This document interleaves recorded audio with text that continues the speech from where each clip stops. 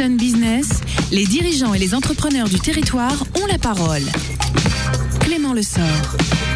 7h41, on vous l'a promis, elle est là, la chronique Sun Business de Clément Lessort. Et dans nos studios ce matin, Jean-François Gendron. Jean-François Gendron qui est, je le rappelle, président de la CCI Nantes-Saint-Nazaire, président de la CCI Internationale et président du réseau Audencia. Bonjour Clément, bonjour Jean-François Gendron. Bonjour messieurs, mardi 6 octobre, je reçois effectivement ce matin Jean-François Gendron, donc vous êtes président de la CCI Nantes-Saint-Nazaire, la CCI Internationale. Bonjour et merci donc d'avoir accepté mon invitation pour ce nouveau numéro de Sun Business. Bonjour.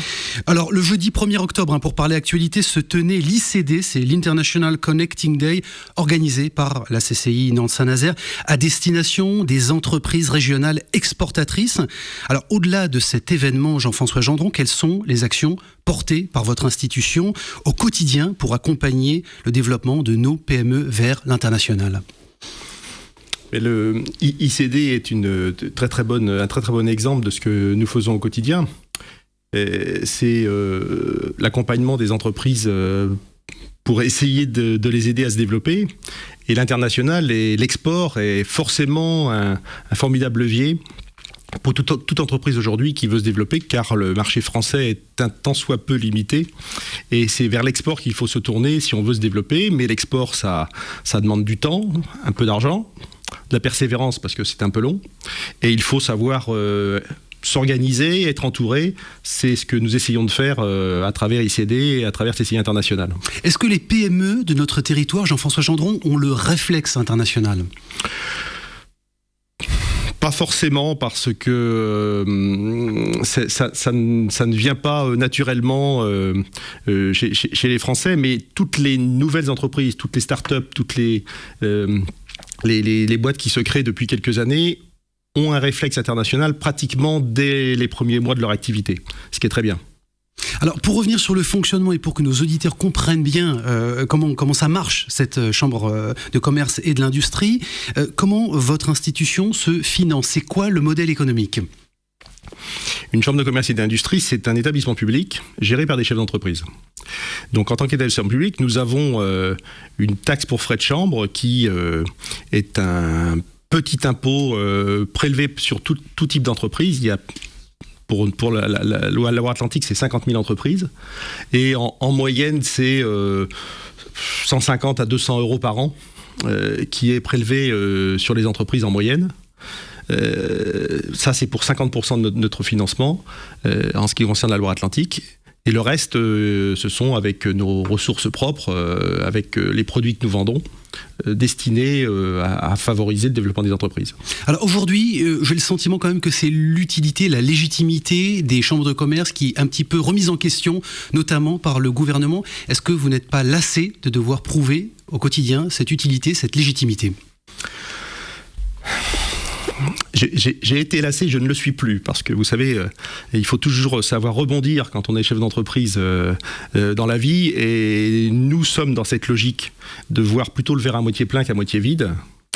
Et donc, nous sommes déjà dans ce qu'on appelle la CCI de demain, c'est-à-dire que nous organisons pour travailler sur la ICCI, sur le CCI Forum, enfin sur tout un tas de produits que nous sommes en train de mettre en place, de créer, pour répondre aux besoins et aux attentes des entreprises d'aujourd'hui et de demain, qui ne sont plus celles qui faisaient appel aux chambres il y a 10-20 ans.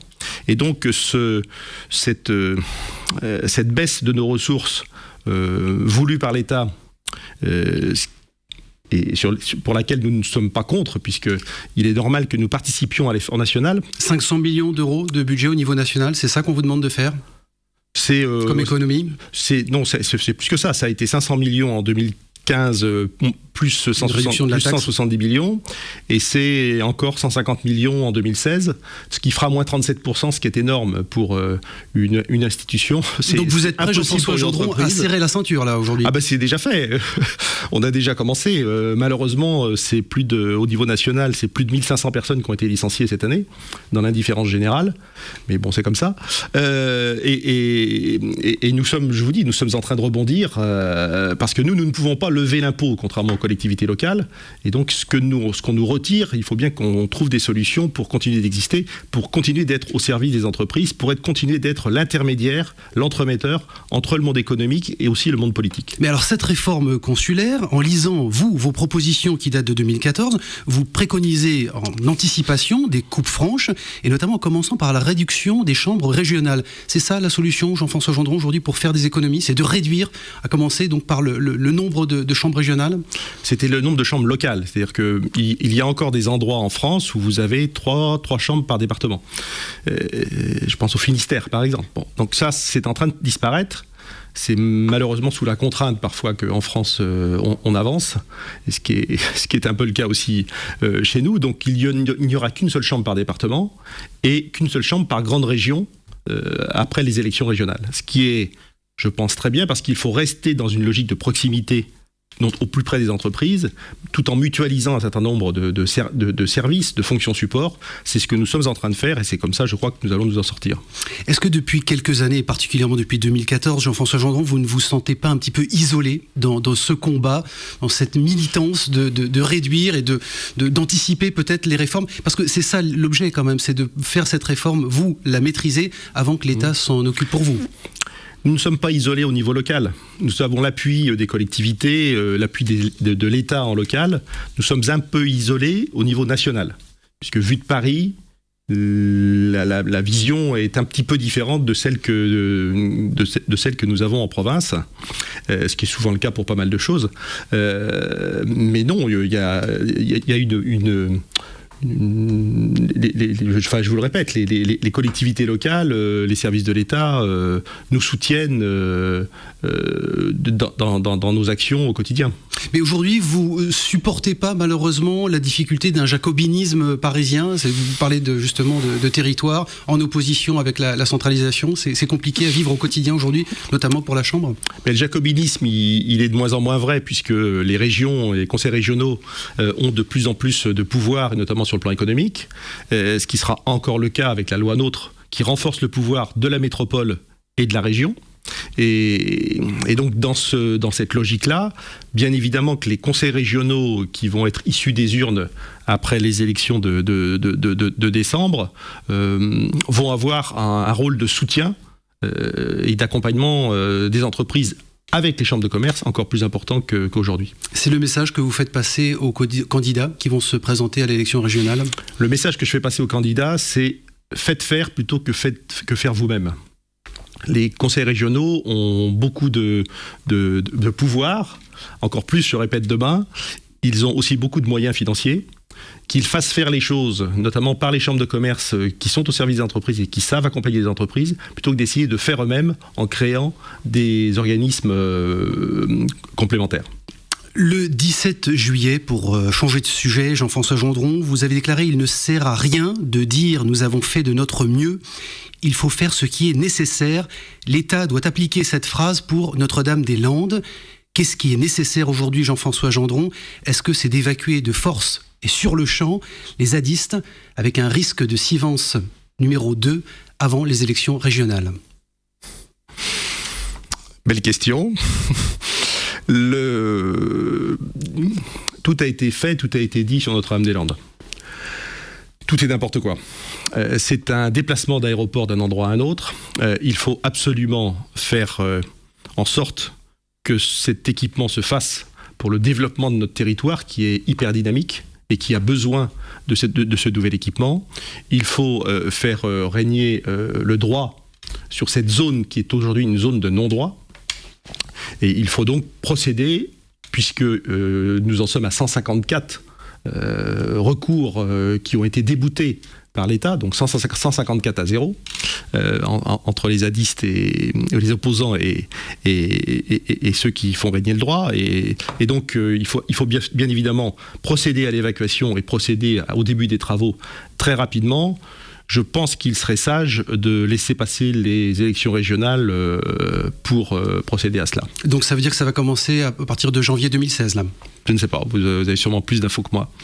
Au niveau local, quel est l'état des relations entre la Chambre et les collectivités? Je pense notamment à la métropole et à la région. Écoutez, elle est très bonne. C'est une relation de confiance entre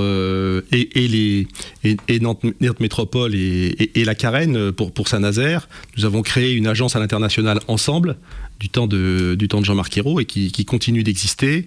Avec la région, nous avons une relation très étroite, notamment sur l'international, avec la seule, je le dis à votre radio, la seule région de France qui finance à 100% les VIE, le salaire d'un VIE pendant 1 an à l'international, volontariat international en entreprise. Voilà, donc on a de bonnes relations. Ces relations, à propos, et peut-être dernière question puisqu'on arrive déjà au bout, à propos de l'ouverture des commerces le dimanche et de la résistance quand même de la ville de Nantes, même si les choses se sont assouplies, vous aviez quand même déclaré que la liberté d'entreprendre s'arrête là où les élus décident de mettre leur veto. Alors dernière question, Jean-François Gendron, est-ce que vous pensez que nos femmes et nos hommes politiques n'aiment pas suffisamment les entrepreneurs et les commerçants sur le territoire ? Je ne pense pas que c'est un problème d'aimer ou pas les commerçants. Je crois que ce qu'il faut, c'est aimer l'économie et aimer le monde économique. Dont les commerçants font partie, sachant que l'économie, c'est ce qui permet à ce territoire d'être hyper dynamique et d'être un des territoires où nous avons un taux de chômage beaucoup moins important, par exemple, que celui qui existe au niveau national. Dont acte. Merci Jean-François Gendron, merci pour votre visite. On aura l'occasion et le plaisir de vous recevoir à nouveau dans Sun Business. Pour la semaine prochaine, je vous annonce déjà que nous recevrons à Sun Business Jacques Stern. Il est le directeur du Crédit Municipal de Nantes. On parlera sonnante, c'est la monnaie locale complémentaire de notre territoire. Je vous souhaite une excellente journée. Je vous dis à la semaine prochaine.